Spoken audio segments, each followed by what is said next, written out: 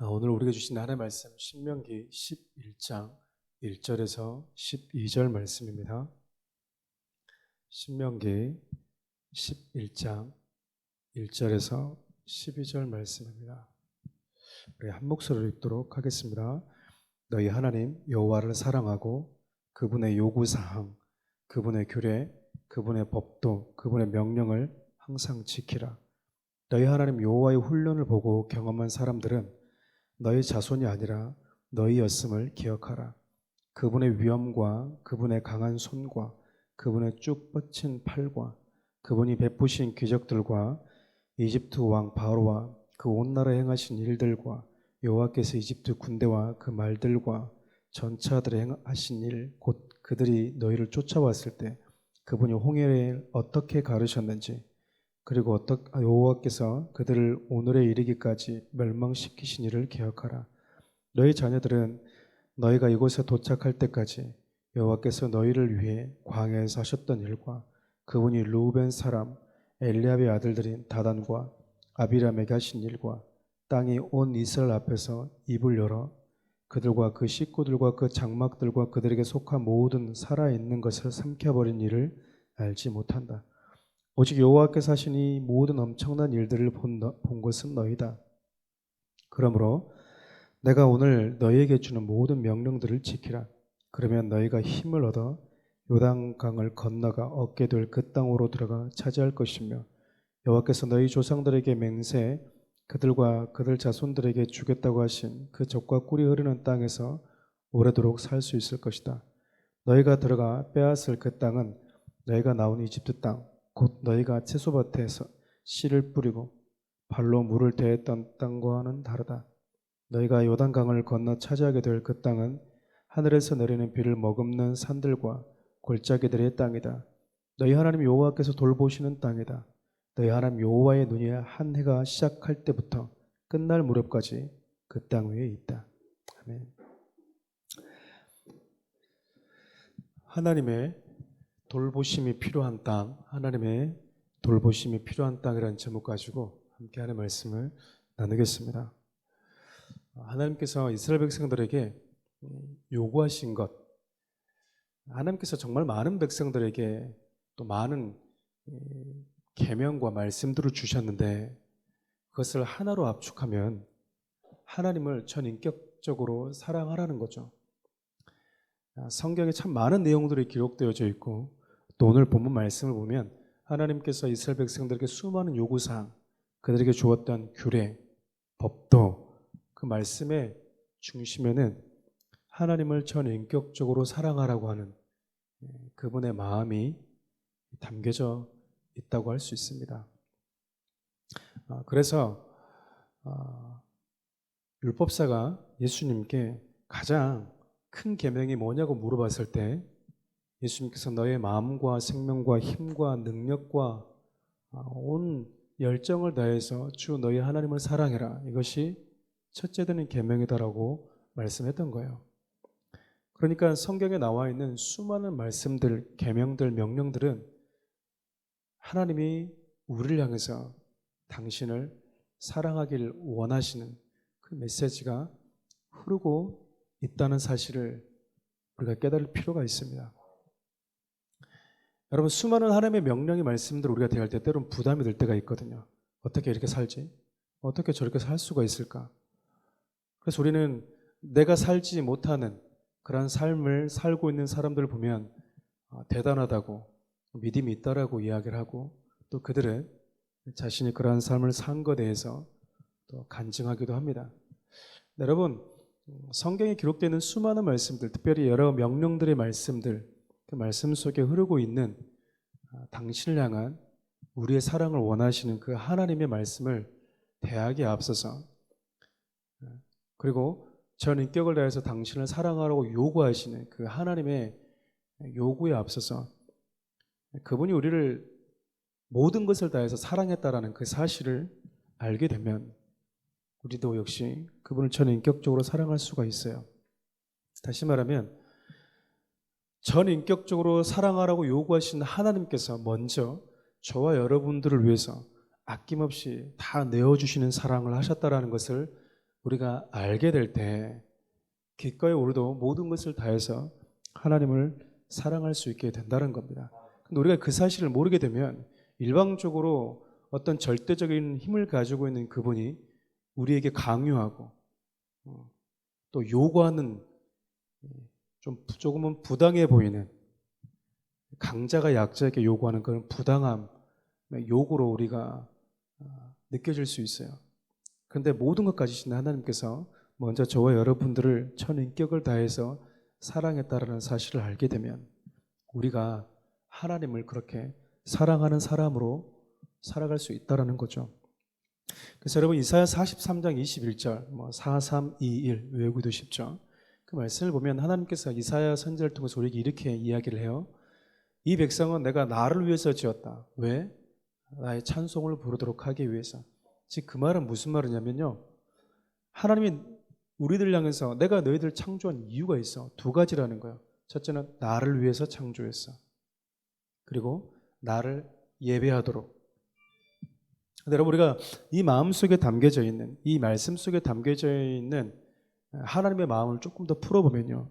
예배라는 것은 사랑하는 하나님이 우리와 만나기를 원하시는 우리를 원하시는 그것이 바로 예배지 않습니까? 그래서 예배는요. 경배도 있고 워십도 다 있지만 사랑하는 하나님과의 관계 속에서 이루어지는 모든 사랑의 행위가 곧 예배인 거죠. 하나님께서 너희는 나를 위해서 창조했어. 그 말은 너희들은 나를 위해서 사는 존재야 라는 의미인데 그 말씀 역시 우리가 아무 생각 없이 대하다 보면 어떤 절대자가 창조주가 그냥 뭐 하나 만들어 놓고 너 나를 위해서 살아야 된다 라는 어떤 억압하는 것으로 다가올 수 있지만 그 말씀 역시 우리가 이해한다면 온전히 이해하려면요. 당신을 위해서 살라고 요구하시는 하나님이 누구를 위해서 사셨는가를 알게 될 때 그렇게 살 수 있어요. 너는 나를 위해서 창조되었다라고 말씀하신 하나님은 저와 여러분들을 위해서 사셨기 때문에 그렇습니다. 그것이 성경의 내용이잖아요. 성경의 66권을 통해서 하나님께서 우리에게 알려주고 싶은 것은요. 내가 너를 사랑해서 내가 너를 위해서 살았다. 그게 하나님께서 성경을 통해서 우리에게 알려주고 싶은 이야기잖아요. 다시 말하면 성경에 나와 있는 이런 하나님의 말씀과 그 말씀 가운데 담겨 있는 하나님의 마음을 알지 못하면 우리는 늘 하나님의 말씀을 대할 때 왜곡되게 읽을 수밖에 없다라는 겁니다. 여러분 우리가 하나님의 말씀을 왜곡되게 읽지 않으려면 그 말씀 가운데 흐르고 있는 울량한 사랑을 깊이 깨달아야만 돼요. 오늘 말씀은 또 우리에게 이야기하고 있는 것, 또 알려주고 있는 것 중에 하나가 먼저 하나님을 그렇게 사랑하고 하나님의 사랑을 덧입고 하나님의 구원의 은혜를 경험한 자들에게 거룩한 책임이 따른다라는 거예요. 이스라엘 백성들이 애굽에서 나오잖아요. 광야에서 누가 살았냐면 아버지 세대와 어머니 세대가 살았습니다. 출애굽한 이스라엘 백성들 가운데 가나안에 들어가지 못했던 사람들은 20세 이상이었어요. 그러니까 그 이하는 가나안에 들어간 거죠. 그러니까 광야에는 똑같이 출애굽했지만 가나안에 들어가지 못했던 아버지 세대와 40년 동안 불순종한 아버지 세대들과 함께 광야에서 살았지만 40년 지난 이후에 가나안에 지금 들어가는 세대가 함께 공존했던 겁니다.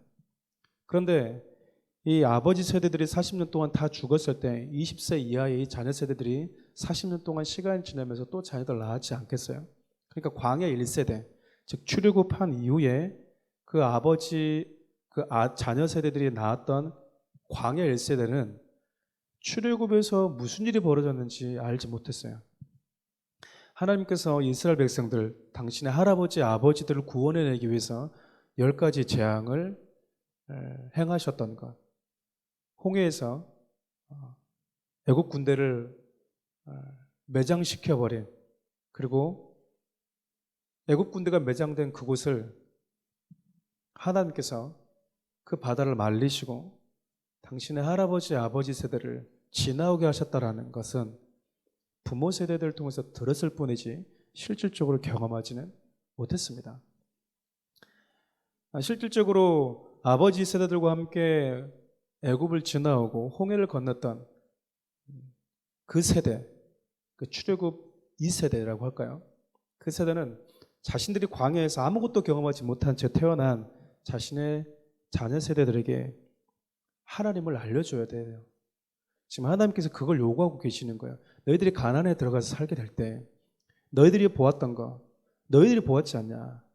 이제 너희들이 보고 경험했던 것, 너희 아버지 세대는 다 죽었고 이제 너희들이 보았지 않냐? 너희들이 마지막 남은 다음 세대지 않냐? 하나님의 구원과 하나님이 행하시는 기적을 친히 경험한 세대가 너희들이지 않냐? 그러니까 그 하나님의 구원의 역사와 너희들을 얼마나 사랑하고 너희들 어떻게 구원해 내셨는지를 너희 자녀 세대들에게 가르쳐라고 하는 거죠. 그것이 하나님의 구원을 먼저 앞서 경험한 자들의 책임이라는 겁니다. 동시에 우리가 무엇을 알 수 있냐면 하나님께서 왜 다음 세대들에게는 가르쳐라고 하셨는가? 그것은 하나님이 누군가를 구원하실 때 부모 세대들이 경험했던 것과 똑같은 경험을 시켜주지는 않기 때문에 그래요. 그 가장 대표적인 예 중에 하나가 바로 바울이죠. 바울이 다메섹 도상에서 부활의 예수님을 만납니다. 수많은 사람들과 함께 다메섹을 지나가는데 극히 개인적으로 예수 그리스도를 만나게 되죠. 그럴 때 예수님께서 바울에게 뭐라고 말씀하시냐면 네가 지금 오늘 보고 들은 것을 내가 만나는 자들에게 가르쳐주고 전해주어라라고 명령을 하세요. 가르쳐주고 네가 본 것을 전해라고 말씀하신 그 의도에는 어떤 의미가 달려있냐면 네가 전해야 될 그런 사람들, 그 많은 사람들은 네가 경험했던 것과 똑같은 경험을 하지 않을 수 있다는 것 아니겠습니까? 그러니까 우리는 모든 사람들이 나와 똑같은 구원의 역사, 똑같은 하나님의 사랑이고 그 안에 담겨져 있는 하나님의 구원은 동일하지만 방법에 있어서 모양에 있어서는 모두가 동일하게 그 사건과 그 은혜를 경험하는 것은 아니라는 거예요. 그렇기 때문에 우리가 경험한 예수 그리스도, 나를 구원하신 그 하나님의 사랑을 우리는 전할 필요가 있다는 겁니다. 앞서 부름받은 자들, 먼저 믿은 자들에게 있어서는 그런 거룩한 책임에 따를 뿐이죠. 어떤 특권이 따르는 게 아니에요. 우리는 먼저 믿었고 오래 믿었으면 뭔가 특권의식에 사로잡힐 때가 있는데 성경은 먼저 믿는 자에게 어떤 특권이 있는 것이 아니라 거룩한 책임이 따른다라고만 말씀하고 있습니다. 여러분 잘 아시다시피 사사시대 때 이 하나님의 명령이 그대로 명령을 지키지 못하다 보니까 무슨 일이 벌어졌냐면 여러분 잘 아시는 것처럼 다음 세대가 완전히 다른 세대가 돼버렸던 거예요. 제가 사랑하는 우리 교회를 섬길 때 우리 리더십들과 멤버들에게 종종 부탁하는 것들이 있어요.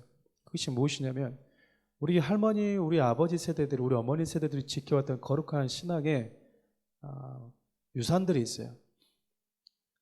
그것들을 지금 우리 세대들은 그것이 옳으냐 그르냐, 그것이 성경적이냐, 성경에 나와 있냐 나와 있지 않냐를 가지고 자꾸 이렇게 갑을 논박하는 것을 너무 좋아하는 것 같아요. 마치 어렸을 때 우리 어머니 할머니 세대들은 반찬이 많지 않았지만 그냥 먹었거든요.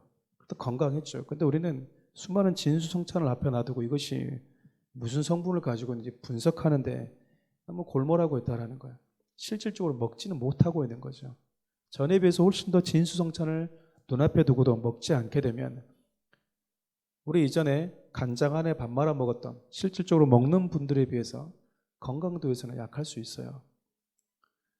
그리고 홍수 속에서 목말라 죽을 수 있다는 거죠. 저와 여러분들 그런 시대에 살지 않으려면 우리 부모님들, 우리 할아버지, 우리 이전 세대들이 우리에게 물려줬던 좋은 믿음의 유산을 잘 간직하고 또 지키고 다음 세대들에게도 전해줄 수 있어야 돼요. 특별히 저는 그 중에 하나가 공동체십이라고 생각합니다. 공동체 안에 들어오지 않으면요, 자기 수준을 몰라요. 혼자 살 때는 몰랐죠. 우리 결혼하시는 분들도 마찬가지겠지만 혼자 살 때는 다 같은 사람 만나면 진짜 다 행복하겠지라고 생각했을 거예요. 혼자 있을 때는 저 형제, 저 자매님 정말 믿음이 좋아. 그렇죠. 막상 딱 결혼해 보면 내가 가장 사랑해서 선택한 사람이고 가장 내가 좋아서 가장 내 인생 가운데 가장 가까이 두고 싶어 했던 그 사람조차도 품지 못한다는 것을 우리는 결혼하면 발견하게 돼요. 그러면서 나의 연약함을 보게 되는 거죠. 수많은 사람들을 위해서 하나님, 나 저 사람은 내 인생 가운데 사랑하며 살 수 있겠습니다라고 선택해서 저 사람 정도면 내 인생 가운데 가장 가까이 두면서 내가 사랑할 수 있겠습니다라고 했는데 막상 하나님이 가까이 갖다 주니까 그 사람 한 명 품지 못하는 게 우리 인간이라고요. 근데 혼자 살 때는 몰라요. 여러분, 공동체 생활을 하지 않으면요, 착각 속에서 정말 많이 살아갑니다. 하나님께서 공동체를 우리에게 주신 이유가 있잖아요. 그래서 여러분, 공동체 생활을 잘 하시는 분들은요, 개인 경건의 생활도 잘하고요, 혼자 예배도 잘 드려요. 근데 혼자 예배를 잘 드리는 사람은요, 공동체 생활을 못할 수 있습니다. 시간이 좀 많이 갔지만 오늘 본문에서 이야기하고 있는 것 한 가지만 더 나누려고 합니다.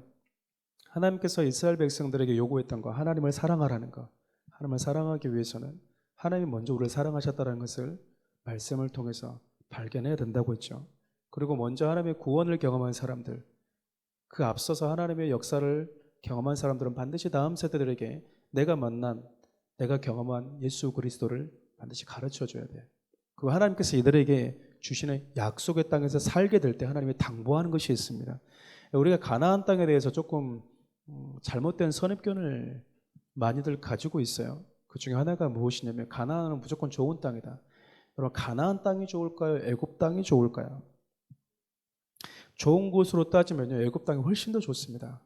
가나안 땅은요, 농사짓기 아주 부적합한 땅이에요. 근데 여러분, 오늘 본문 말씀도 기록되어져 있지만 애굽은요, 그냥 씨만 뿌려도 저절로 그냥 농작물이 날 정도로 땅이 비옥하고요, 물도 넉넉했습니다. 그래서 이집트에서 이 나일강이 이 젖줄기는 정말 신과 같은, 그들에게 있어서는 신과 같은 존재였어요. 왜냐하면 굳이 비가 오지 않아도 넉넉한 그 나일강으로 인해서 수확이 가능했거든요. 그래서 발로 물댄다라는 얘기 뭐냐면 발만 이렇게 밟고 가도요, 물이 줄줄줄줄줄 흘렀기 때문에 그 땅은 그렇게 비옥한 땅이었기에 농사를 짓는 데 있어서 아무런 문제가 없었습니다. 근데 가나안은 그렇지 않아요. 가나안은 나일강이 없습니다. 그래서 오늘 본문 말씀, 내일도 등장하겠지만 땅에서 씨앗을 심은 다음에 하나님께서 이른 비와 늦은 비를 주지 않으면 수확할 수 없는 땅이에요. 그래서 가나안에는 어떤 신이 이렇게 성행했냐면 바알과 아세다롯이라는 거짓 신이 그렇게 많이 성황했던 거예요. 왜냐하면 비가 있어야 됐거든요. 번개와 비가 있어야만이 그 땅에 살 수 있었기에 가나안에 있는 사람들은 바알과 아세다롯을 그렇게 섬겼던 겁니다. 그런데 하나님이 뭐라고 말씀하고 계시냐면 그 땅에 가면 내가 너희들에게 비를 주겠다. 그런데 여러분, 그러니까 하나님의 약속의 땅, 하나님이 주겠다고 가나안 땅은 특별한 땅이 아니에요. 가나안이 특별하던 이유는요, 딱 하나입니다. 하나님의 언약한 땅이라는 거예요. 그리고 그 땅엔 하나님의 돌보심이 필요한 땅이에요. 여러분, 우리가 예수를 믿고 가나안의 삶으로 옮겨져야 된다는 것은 어떤 의미가 크냐면요, 나 예수님 믿고 진짜 적과 흐르는 풍성함을 경험하고 싶어, 그런 차원이 아니고요, 우리가 예수를 믿고 가나안이라는 삶으로 들어가는 순간은 어떤 순간이냐면 나 하나님의 은혜가 없이는 살 수 없는 존재구나라는 것이 인식되는 순간이에요. 그러니까 내가 하나님의 은혜가 없이는, 원래 모두가 다 하나님 없이, 은혜 없이는 살 수 없어요. 그런데 하나님의 은혜 없이 내가 살 수 없는 존재라는 것이 강하게 부딪히는 그 순간, 그때 여러분들이 영적으로 가나안의 발을 내딛는 순간이라는 거야. 하나님은 이스라엘 백성들로 하여금 좋은 땅을 준 게 아닙니다. 다른 땅도 더 많아요. 근데 여러분, 역사 속에서 가나안 땅을 보면 가나안은 우리 대한민국처럼 정말 강대국 사이에 끼어 있습니다. 그냥 밟고 지나가면 없어지는 땅이에요. 그러니까 철저하게 하나님이 도와주지 않으면, 하나님이 지켜주지 않으면 살 수 없는 땅이 바로 가나안 땅이었습니다. 그래서 가나안 땅은 하나님의 돌봄이 필요한 땅인 셈이죠. 말씀을 정리하려고 합니다. 사랑하는 우리 교회 성도 여러분, 예수님 믿으면서 예수 그리스도를 만나서 하나님의 말씀을 늘 묵상하고 늘 있고 대하는데 그 말씀을 대할 때마다 지금도 하나님 너무 하시는 거 아닌가? 이걸 어떻게 사나? 늘 그렇게 대하고 있는지, 아니면 이 말씀을 나에게 요구하시는 그 하나님이 당신의 모든 것을 내어주면서 나를 사랑하시는 그분의 사랑에 담겨져 있는, 그분의 선한 마음이 담겨져 있는 메시지라고 여기면서 대하고 있는지 한번 돌아봐야 돼요. 그리고 내가 만난 예수 그리스도를 나는 어떤 방식으로든지 간에 전하고 있는가? 누구를 만나면 내 안에 있는 예수 그리스도를 알려주고 싶은 마음이 불타오르고 있는가? 역시 점검해야 됩니다. 그리고 나는 여전히 하나님의 도움 없이 살 수 있다고 생각하는지, 그럼 여전히 여러분들 광야에 살고 있는 거죠. 가나안은 절대적인 하나님의 도움이 더 필요한 땅이었습니다. 여러분, 날마다 내 인생 가운데 하나님의 돌봄이 필요하다라는 것, 그 돌보심이 없이는 살 수 없다라는 그 믿음의 고백을 하면서 살아갈 수 있는 저와 여러분 될 수 있기를 주님의 이름으로 축원드립니다. 기도하겠습니다. 살아계신 하나님, 그렇습니다. 우리는 하나님의 은혜 없이는 살 수 없는 자들입니다. 가나안은 젖과 꿀이 흐르는 땅인 줄 알았는데 그곳은 우리 주님의 이른 비와 늦은 비를 주지 않으면 살 수 없는 땅이었습니다. 이제 우리가 그 땅으로 옮겨지는 삶, 그 땅으로 발을 내딛는 자들 되기를 원합니다. 그래서 하나님, 나는 어제도 그랬고 오늘도 그랬고 내일도 매일같이 주님의 은혜가 없이는 살 수 없는 존재입니다. 오늘 몸부림치면서 싸워서 이긴 것 같으나 다시 내일이 되면 꿈틀꿈틀대는 내 안에 어찌할 수 없는 내 자아로 인해서 고통하는, 괴로워하는, 그렇게 몸부림치면서 주님 나를 도와달라는 그 은혜 속으로 들어가는 귀한 하나님의 사람들이 되게 하여 주십시오. 예수님의 이름으로 기도합니다. 아멘.